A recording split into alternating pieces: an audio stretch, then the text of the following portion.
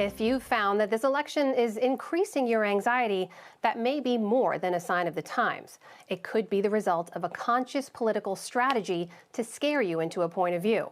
Our Lisa Desjardins reports on the use of fear in the 2020 campaign.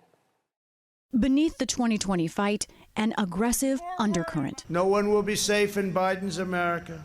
Fear, used especially by President Donald Trump, making alarmist, extreme claims.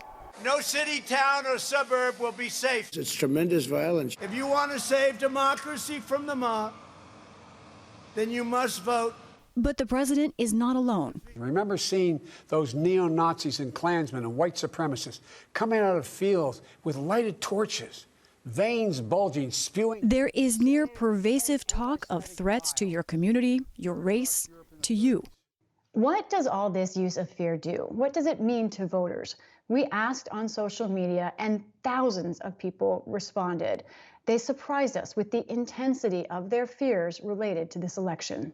I'm concerned that my neighborhood would be targeted or my town would be targeted. I'm a breast cancer survivor, so pre-existing condition coverage is a huge deal for me. No matter who wins between, whoever gets the election, gets the nomination, the other side's just going to be mad and, just express that anger in very violent ways. And we might get to a point where they just can't function at all, and it just, the whole system comes crashing down. I fear a lot. I fear for the future of my kids. These fears are not being expressed in a vacuum. Lights out. It is happening amid fear-based campaigning, including ads like this one supporting President Trump that tells voters they will not be safe. Cuts to police. I think it is fair to say that this election, it's truly spectacular, the extent to which politicians are making fear-based messages. And when I say politicians, I of course mean Donald Trump. Dan Gardner is the author of Risk, the Science and Politics of Fear. He says both presidential campaigns are using fear. Former Vice President Joe Biden focusing on fear of Mr. Trump. But Gardner says it is the president who is using the tactic the most, including implied fears of other races and people not like you, like in July when he spoke of low-income housing. Your home will go down in value and crime rates will rapidly rise. Suburbia will be no longer as we know it. In truth, times are good in most U.S. suburbs with years of income growth and safety. But Gardner says fear can override the reality because it works on a primal level. We're hardwired to give priority to information about threats. We will always prioritize negative information. So we'll notice it first, we'll remember it longer, and it will be more influential in our subsequent decision-making than will other information. Gardner says scary ads or speeches are affecting you, even if you think they aren't. So when you see a political ad and they show you images of a stranger at the door going to knock it in and do God knows what to the innocent person inside, it's going to convince a part of your brain that there is a real threat. But they tend to think that their thinking, uniquely among all human beings, isn't influenced by those biases. So in other words, people believe that everyone else is at risk for being manipulated by fear, but they don't believe that they are.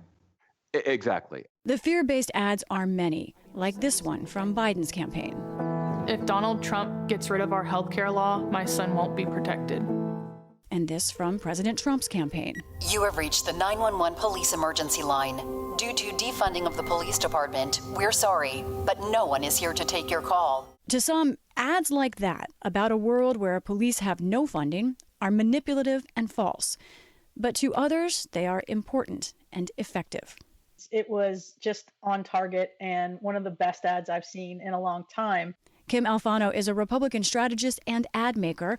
She says that Trump campaign ad really resonated with her. That, of course, campaigns use fear. For them, it's a powerful tool to point out what could be ahead. The fear is bound to happen because that's the way we talk these days. And it's ugly and it's awful. And I wish we didn't, but we do. And, my job and anybody in politics' job is we believe that we need to win the race because it's what's good for the country, or else we wouldn't do what we do. I think it's our job to expose the stakes And if that means exposing the fears, then yes, we absolutely have to do that. But what does fear do to voters? It can raise passion, but it also can numb people, overload them, and it can depress emotions and turnout. New York City Mayor Bill de Blasio. The scale and intensity may be new. Biden will turn Minnesota into a refugee camp. But this use of fear is not. During the Great Depression, President Franklin Delano Roosevelt famously rallied the country, not by using fear, but by naming it as the enemy. That the only thing we have to fear is fear itself. This brings us back to 2020. What do voters do with all this fear? Those we spoke with called it out. They say they know campaigns are trying to manipulate them, but that is stoking other emotions. It makes me angry because it makes me feel like they think we're stupid. You know, like we know that's not what it's going to be like if, you know, Biden becomes president or, you know, the streets aren't going to be on fire. It makes me distrust them even more. That's a big turnoff for me.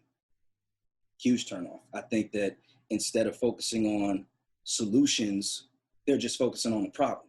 The 2020 race for the White House is about America's problems, but it's also about the politics of fear. For the PBS NewsHour, I'm Lisa Desjardins.